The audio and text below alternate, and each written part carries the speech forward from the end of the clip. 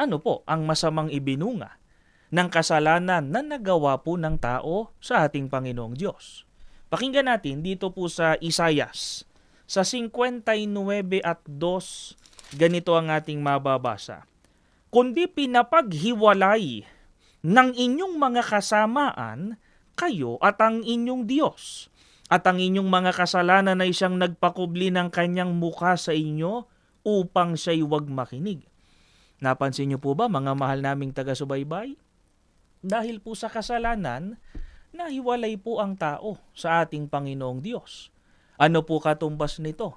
Kung manalangin o tumawag ang tao, hindi po makikinig ang Diyos.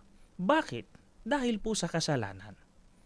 At dahil din sa kasalanan, ano pa ang masamang mangyayari o sasapitin ng lahat ng taong nagkasala? Pakinggan natin dito po sa Roma, sa 6:23, ganito ang mababasa natin. Dinggin po ninyo.